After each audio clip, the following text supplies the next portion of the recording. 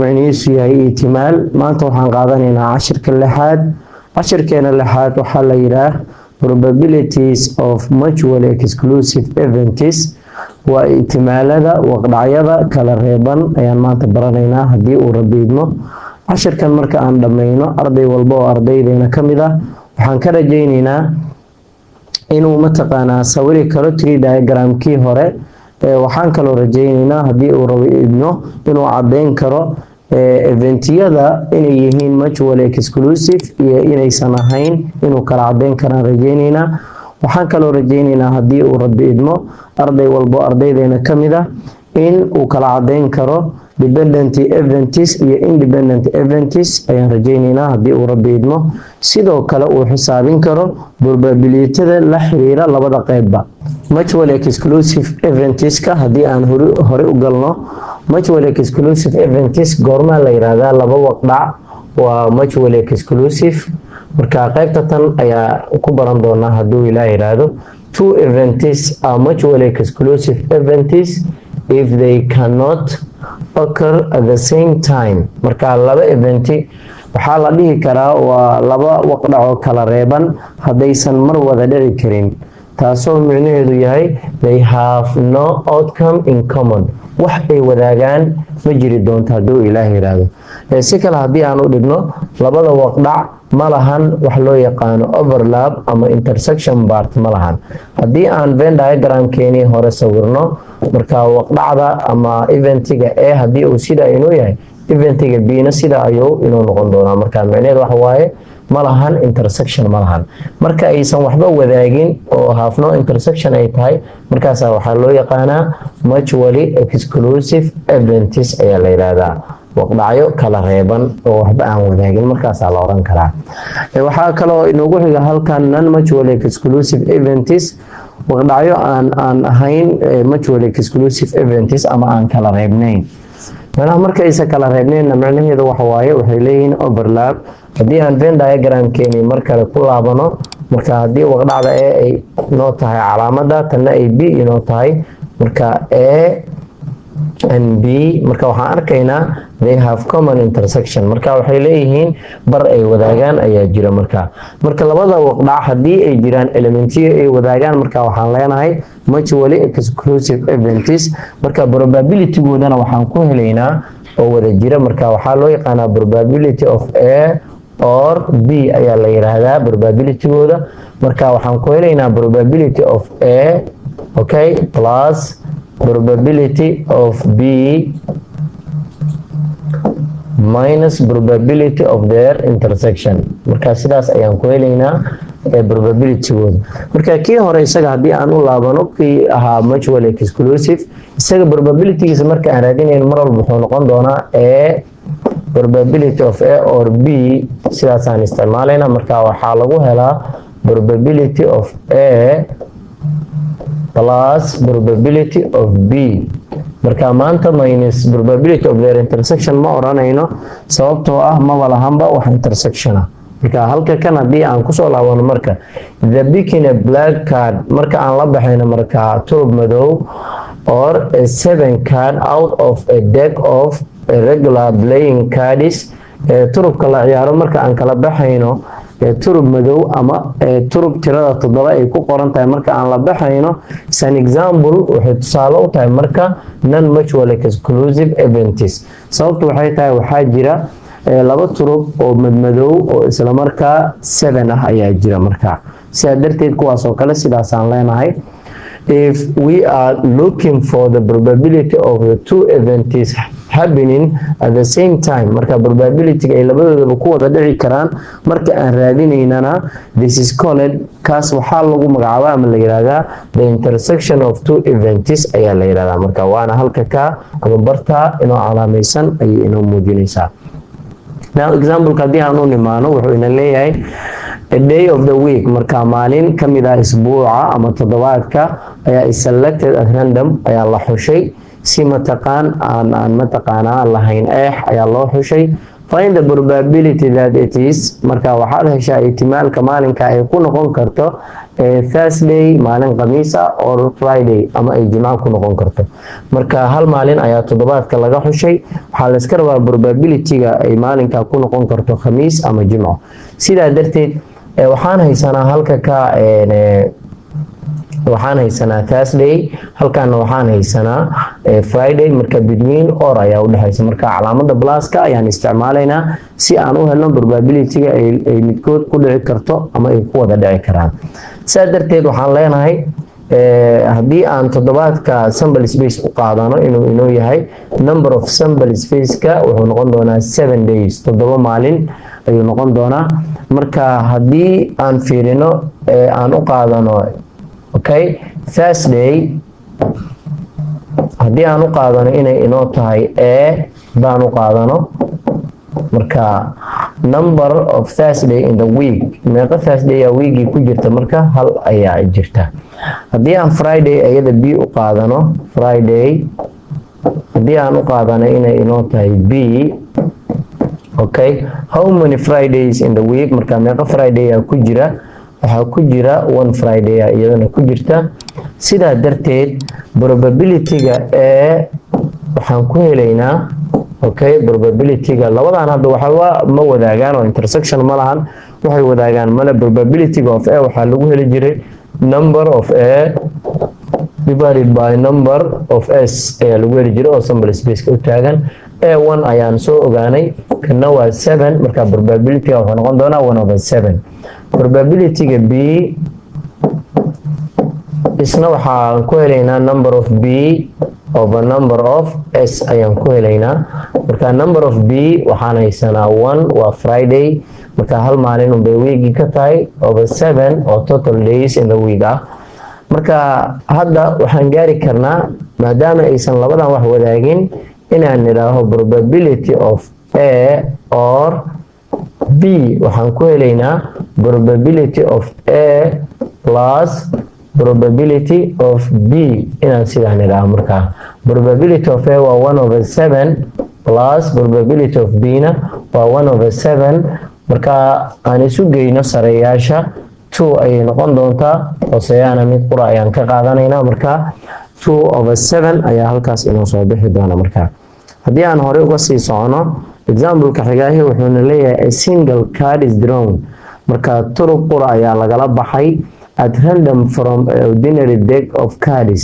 marka deck of cards-kii ayaa waxaa lagala baxay 52 ka koobnaa hal turub ayaa lala baxay find the probability that either marka waxaad heshaa ihtimaalka uu ku noqon karo midkood an ace or black yake ama turub madow marka waxaan naqaanaa turubka waxaa ku jirta marka number of ace haddii aan ku hormarno number of s oo tirada guud ee turubka ah waa 52 marka number of ace oo yakaha ah how many ace in the card waxaa ku jira isagana 4 marka haddii aan number of blacks isagana doorto how many black waxaa ku jirta 26 marka laba unbuu u qaybsamaa turubka guud ahaan waa black and red marka 26 halkaan 25 aan qoray marka 26 labada baarti unbuu ka kooban yahay marka waxaa kaloo jira labadan waxa ay wadaagaan jira probability waxaa jira number of a intersect b ayaa jira number ace-na ah isla markaa balaagna ah ayaa jira ama turub iyo kana ah madowna ah marka laba turub ayaa ku jirta oo isla markaa balaagna ah isla markaa iyo kana ah ayaa jirta marka sidaa darteed haddii aan xogta inoo daahirsantahay waa inoo fududahay inaan soo helno probability of a or b way inoo diyaarsantahay marka iyada mar walba waxaan ku helaynaa probability of a plus probability of b minus probability of their intersection marka maadaama ay wax wadaagaan intersection jira marka intersectionkaas waa inaan qaataa probability-ga a waxaa lagu helaa number of a divided by number of sample space ayaa lagu helaa probability b waxaa lagu helaa number in b divided by number in sample space minus probability of intersection waxaa lagu helaa number okay of A intersect B divided by number of the sample space. Marka probability kasta sidaas ayaan u sameynay. Marka haddii aan fiirino A afar ka jirta marka 4/52 ayuu noqon doonaa plus B marka aan fiirinana waa 26/52 minus haddii aan fiirino intersection kooda waa 2 cards that are black and also aces. Marka haddii aan 52 iyana niraaho marka waxaa inoo soo baxaya qaybta hore markaan isu geyno konton iyo waxay noqon doontaa 7.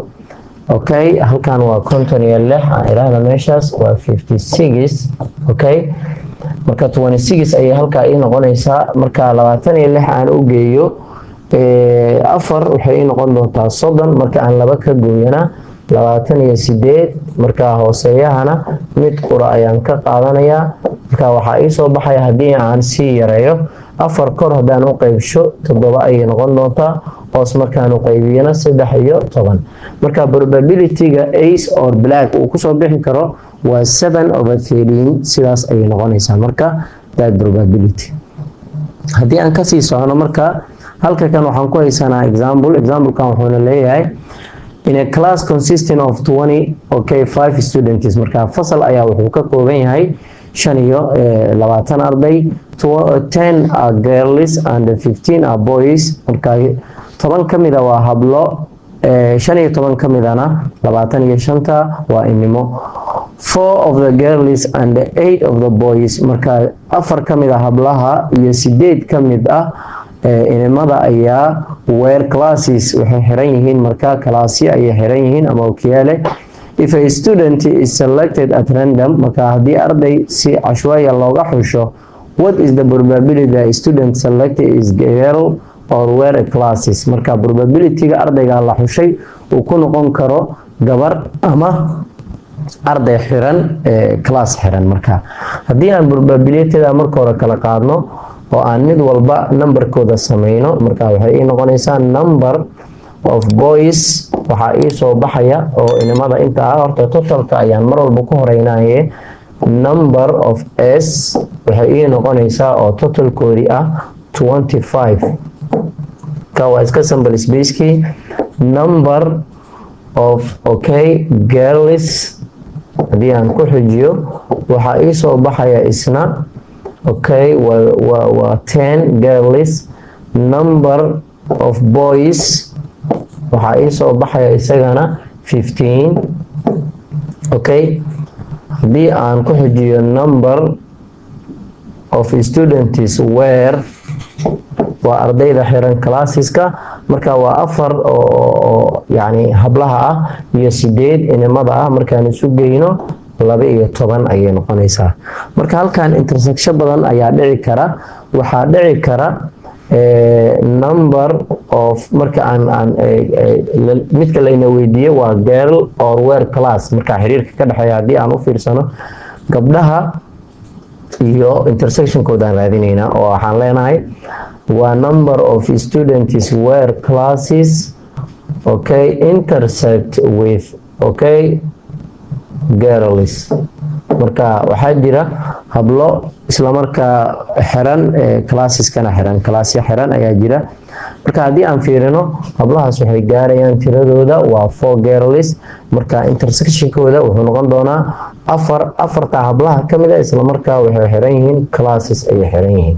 marka haddii aan probability-dan ka shaqeyno waxa la iga rabo waa probability of a student wear class or a student be a girl labadaas ayaa laga rabaa marka maadaama intersection leeyihiin waxaan leeyahay waxaan ku helayaa probability of students wear classes plus probability of girls minus probability of their intersection ayaan leeyahay marka okay g aan halkaa qaato marka probability of their intersection haddii aan intaa hore uga sii socono marka number kan waxaan ku helaynaa number of students okay, where classes oo aan u qaybino number of the sample space. kan xiga waxaan ku helaynaa number of girls, okay, oo aan u qaybino number of sample space. kan xiga isagana number of W intersect G over number of sample space. marka probability kasta iyo habkii aan ku heli lahaa. marka ardayda xiran okyaalada guud ahaan waa 12 sida halkaas aan ku sameynay. marka waa loo qaybshay sample space kii oo 25 ah. marka plus gabdhaha waa 10, okay, oo loo qaybiyay iyagana sample space kii oo 25 ah minus. marka waxaa jira 4 gabdhood oo okyaalana xiran gabdhana ah. marka sidaa darteed tiradooda 4 ay noqon doontaa, iyana waxaan hoos dhigaynaa 25. markaan intaas sameyno 10 markaan u geyno 12 22 ay noqon doontaa. 22 markaan 4 ka goynana waa 8 iyo 10 la hoos dhigay 25 ay noqon doontaa. marka probability-ga isaga ah. A survey is conducted among the students of a school in the interest is to read magazine AA and magazine BB. The results showed that 80% of the students like to read magazine AA, including 10% who like to read both magazines.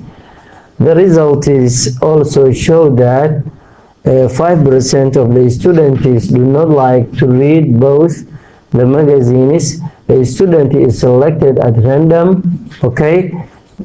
Find the probability that the student read magazine BB, magazine A or magazine BB but not both. marka inta ayaa laga rabaa oo macnaheedu waxa waaye sahan la sameeyay ayaa waxaa lagu ogaaday boqolkiiba 80 arday inay jecel yihiin aqrinta magaziinka la yiraahdo A. sidoo kale boqolkiiba 80 waxaa ku jira 10 jecel inay aqriyaan labada magaziinba, eena jecel biina inay aqriyaan jecel. marka sidoo kale xogta waxay sheegay boqolkiiba 5 ardayda kamid ah in ay mataqaanaa jecleen aqrinta magaziinada A iyo B ba. marka arday ayaa si waxaa loo xushay cashwaaya. waxaa la iska rabaa marka probability-ga ardayga uu ku noqon karo arday jecel aqrinta magaziin BB. waxaan kaloo laynaga rabaa ardayga probability-ga uu ku noqon karo arday jecel magaziinka A aqrintiisa, sidoo kale magaziinka B aqrintiisa, laakiin aan jecleen inuu aqriyo labadaba. marka waxaa la iska rabaa meesha tirooyin saafiya la iska rabaa. marka waxay wadaageen la iskama rabo. probability-da marka aan rabno inaan sameyno marka waxaan u sameyn karnaa mid waxaan leenahay marka ardayda jecel magaziinka A inay aqriyaan kaliya probability-gooda ayaan sameyn karnaa.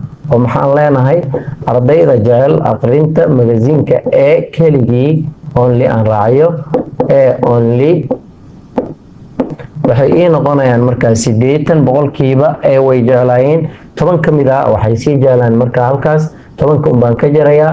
waxaa ii soo baxaya boqolkiiba 70 probability-ga ayaa ii soo baxaya. marka probability-ga boqolkiiba 70 ah waa ardayda jecel inay aqriyaan A oo kaliya.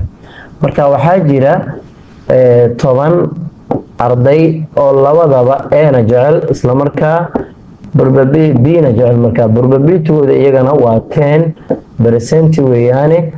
marka iyagana probability-gooda 10% weey. marka arday waxaa jirta aan labadaba jecleen, okay, ayaa jirta ardayda aan labadaba jecleen.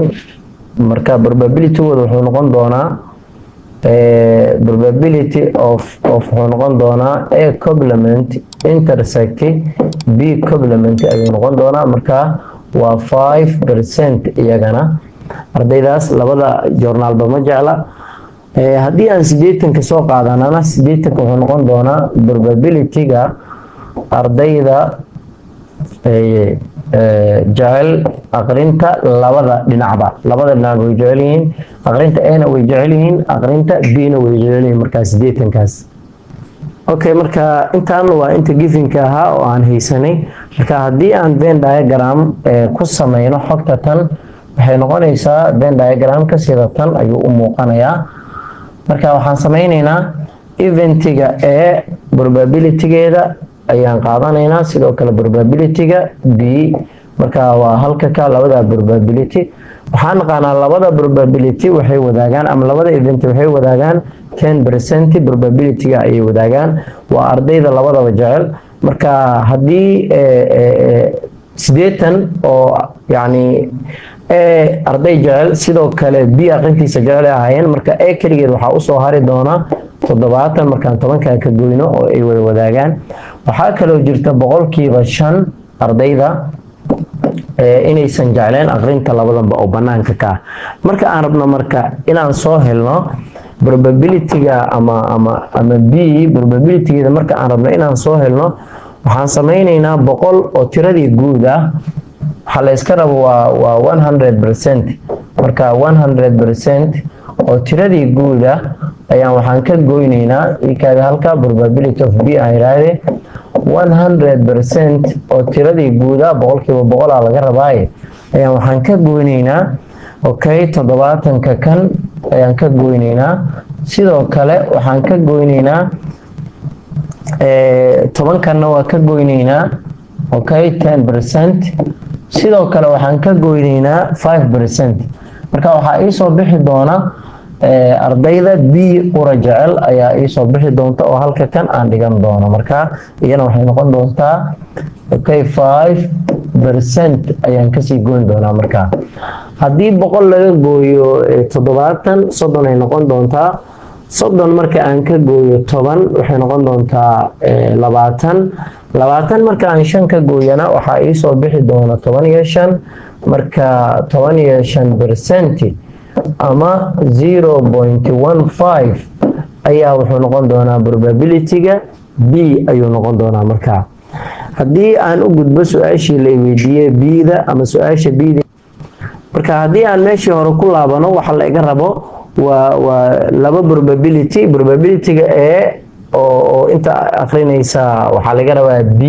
marka B inta aqrinaysa haddii aan dib ugu soo laabano 15 kan waa only B. marka 0.5 ama 15%-gan waa inta B banaanka u taala. marka haddii aan B wada rabana maxay noqonaysaa hadda kan B only ayaa u magacaabaynaa. B only ayaan oran karnaa.